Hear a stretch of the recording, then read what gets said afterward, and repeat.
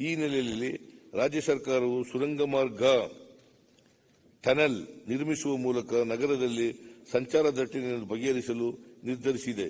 ಈ ವರ್ಷ ಸಂಚಾರ ದಟ್ಟಣೆ ಅತ್ಯಂತ ತೀವ್ರವಾಗಿರುವ ಹೆಬ್ಬಾಳ ಜಂಕ್ಷನ್ನಲ್ಲಿ ಪ್ರಾಯೋಗಿಕವಾಗಿ ಟನಲ್ ಅನ್ನು ನಿರ್ಮಿಸಲಾಗುವುದು. ನಾಲಾ ಬಫರ್ ವಲಯದೊಳಗೆ ನಾಲಾ ಬಫರ್ ಅನ್ನು ಬಳಸಿಕೊಂಡು ಸರ್ವಋತು ರಸ್ತೆಗಳನ್ನು ನಿರ್ಮಿಸುವ ಹೊಸ ಪರಿಕಲ್ಪನೆಯನ್ನು ಅನುಷ್ಠಾನಗೊಳಿಸಲಾಗುತ್ತಿದೆ.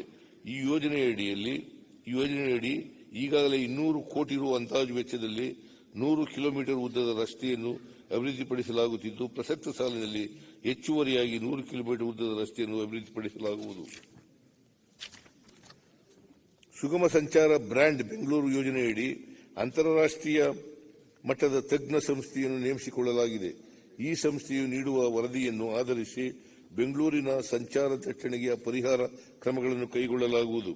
ಬೆಂಗಳೂರಿನಲ್ಲಿ ಸಂಚಾರ ದಟ್ಟಣೆಯನ್ನು ಕಡಿಮೆ ಮಾಡುವುದರ ಜೊತೆಗೆ ಬೆಂಗಳೂರಿನ ಆರ್ಥಿಕ ಚಟುವಟಿಕೆಗಳು ದೊಡ್ಡ ಪ್ರಮಾಣದಲ್ಲಿ ವೃದ್ಧಿಸಲು ಸಹಕಾರಿಯಾಗುವಂತೆ ಪೆರಿಫೆರಲ್ ರಿಂಗ್ ರೋಡ್ ಅನ್ನು ಬೆಂಗಳೂರು ಬಿಸಿನೆಸ್ ಕಾರಿಡಾರ್ ಎಂಬ ಹೊಸ ಪರಿಕಲ್ಪನೆಯಲ್ಲಿ ಪರಿಚಯಿಸಲು ಉದ್ದೇಶಿಸಲಾಗಿದೆ. ಈ ಯೋಜನೆಯಡಿ 73 ಕಿಲೋಮೀಟರ್ ಉದ್ದದ ರಸ್ತೆಯನ್ನು 27,000 ಕೋಟಿ ರುಗಳ ಅಂದಾಜು ವೆಚ್ಚದಲ್ಲಿ ಪಿಪಿಪಿ ಮಾದರಿಯಲ್ಲಿ ನಿರ್ಮಾಣ ಮಾಡಲು ಆರ್ಇಪಿ ಕರೆಯಲಾಗಿದೆ. ಈ ಯೋಜನೆಯನ್ನು ಇದೇ ಸಾಲಿನಲ್ಲಿ ಪ್ರಾರಂಭ ಮಾಡಲು ಉದ್ದೇಶಿಸಿದೆ.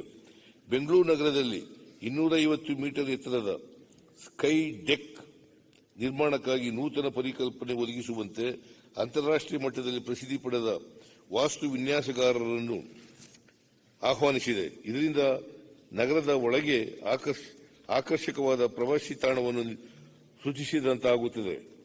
ನಗರಾಭಿವೃದ್ಧಿ ಇಲಾಖೆಯ ಅಂಗಸಂಸ್ಥೆಗಳಾದ ಬಿಬಿಎಂಪಿ, ಬಿಎಂಆರ್ಸಿಎಲ್, ಬಿಡಬ್ಲ್ಯೂಎಸ್ಎಸ್ಬಿ, ಬಿಡಿಎಗಳ ವ್ಯಾಪ್ತಿಯಲ್ಲಿ ಪ್ರತಿ ತಿಂಗಳು ವಿದ್ಯುತ್ ಶುಲ್ಕ ಪಾವತಿಸುವ ಆರ್ಥಿಕ ಹೊರೆ ಕಡಿಮೆಗೊಳಿಸಲು ಸೋಲಾರ್ ಪಾರ್ಕ್ ಅನ್ನು